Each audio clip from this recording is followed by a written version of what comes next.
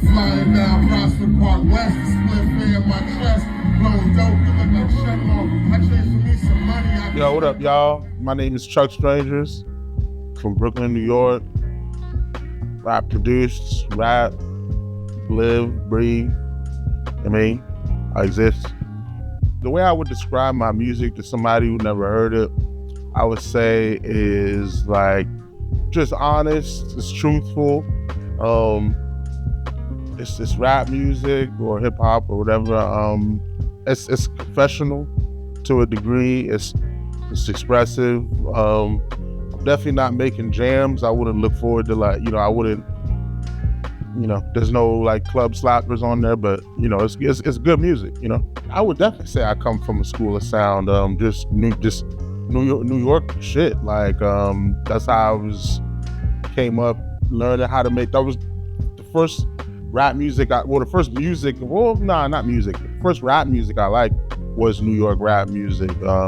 And when I wanted to make music, I wanted to make music like the stuff that I liked or whatever. And I would say like Tribe Called Quest, like Mobb Deep, even like people like Kanye West. I know that's not cool to say, but whatever. Even just a bunch of producers, Large Professor, just Nas, anybody you can, Biggie Smalls, all these people just made me want to do a version. I would say the primary theme of my art is character development. I would say, so if you listen to my first album, I'm gonna be saying stuff that I wouldn't say on my third album that I'm about to put out. You know what I mean? Like, my beliefs, the things that I stand for, and I would say like, just obviously themes. There's love, there's perseverance, honesty, and even there's some bravado in there, but not too much. Not like because we're all confident. We rapping at the end of the day. You know what I mean? So it's got to be that element of it too. But I would say the main theme is my character development. Just to me, that's what I make music to just express thoughts that I have, really. And sometimes when I hear stuff that I said from when I was 18, 19, it's like I would never say that right now. Like I would never, but that's the beauty of it, because you see yourself, move along. It's like class pictures kind of related in a way. So what motivates me to take a sincere approach to my music is that I've seen other people, and I guess this is like, everybody has their own version of it, but I've seen other people win, quote unquote win, just doing them. And I think win means a lot of things to different people. Win might be platinum. Win might be like, yo, I'm on Billboard now, I'm this, I'm that. Or win might be, man, I could cover my bills, I could, whatever. But I've seen people succeed, being honest, and I know that it's possible. So I never was a fan of being or doing something that I don't want to do, or being something that I'm not. I always hated that, so as much as I do love other kinds of music, I never felt motivated to make that. And maybe that might change, but I don't think so.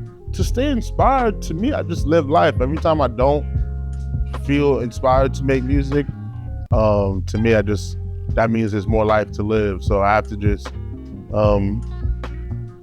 it's not about being on the MP every day or also part of the reasons that I stay inspired, because there's so many different aspects of making music. It's just me. So if I want to write and I'm not feeling inspired to write, I might go buy a bunch of records. You know what I mean? Then I make beats and then I'll get inspired, or I'll listen to music. I'll listen to other people's music, or I read, or hang out with my friends, or just build with my friends on different things, or even just watch movies. It's just life. There's so much inspiration from this life. So sometimes, and there's times when none of it is clicking.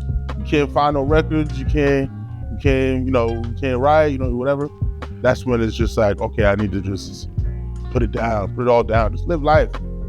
Pick up your Xbox controller. Do whatever. I'm not the kind of artist that guilts themselves for, oh man, I didn't make no beats today, or I didn't write no raps today, so that's a demerit. Like, nah, I don't view it that way. To me, it's like, make stuff when you feel like making stuff, you know.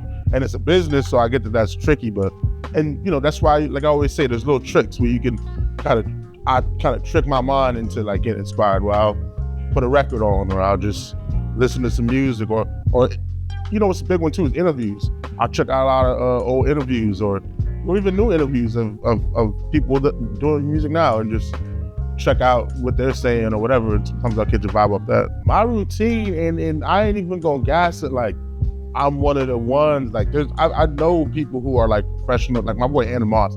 He's a professional, he knows how to buy records. But my routine is a lot of times when I get into the store, I like to go into the new arrivals before I go into any section. I'll walk up, it's usually at the furniture store or whatever. I'll just go new arrivals, and then so sometimes you'll see a bunch of stuff. You'll see Kendrick Lamar, this, that, but like it's like I've found gems sometimes in the new arrivals. It'll be weird records that maybe you might not go to that section, or maybe you might not be checking for that, but a cover might catch you or something like that.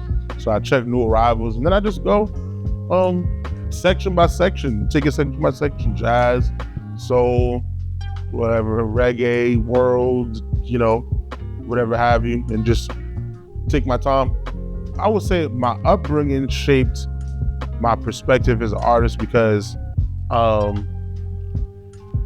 there's so much things that my dad and my mom and even people like older people in the neighborhood or just whatever, like, have instilled in me, and have really like influenced me to just move the way I move, and I put all that in my music. Sometimes lines I might quote these people, you know what I mean? Like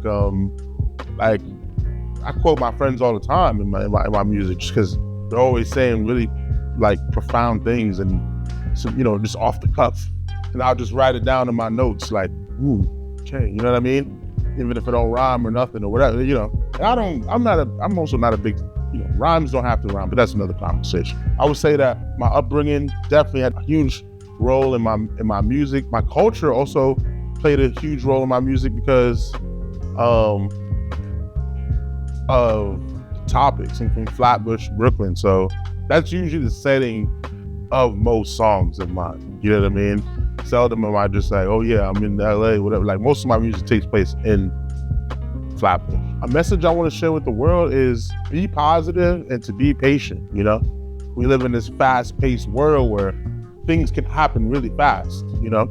You can see somebody go from 0 to 60 in 2 seconds, but I always say, just stay positive, and what's meant for you is gonna come to you, and you can't measure your life with the next man's ruler, you know what I mean? Like, so be positive, be patient. If you really, you know, that's, and even with people, because people are a case-by-case basis, and I think that most people aren't inherently bad, so you kind of got to just give them a chance. So I always just said, be positive, be patient. That's like my two main things I really work on. I really try to, you know, do every day. What you can see next is I got an album coming out. Finishing it up. It should be out like October, November. This album is about what's called the glory of the King's Head. And it's really about just being fortunate for what you have and where you're at. You know what I mean? And kind of like what we were saying, not measuring your life with the next man's ruler. It's easy to look down on what you're doing because you see somebody else doing it big, but there's a beauty in the cards you've been given, and you just got to figure out how to play them. So that's really what the album is about. I'm producing. I did a beat for Joey. Joey just dropped. He's putting out his album that's coming out, or maybe it might be out by the time this is out. I did a joint on there. Me and Boldy did the first. We did our token appreciation. We're working on doing the second one. Follow-up project. My boy Obise.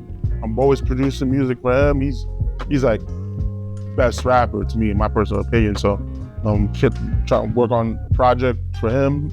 And yeah, I'm gonna say that's about it. Yo, peace. It's Chuck Strangers. This is Offstage for Okayplayer. 1.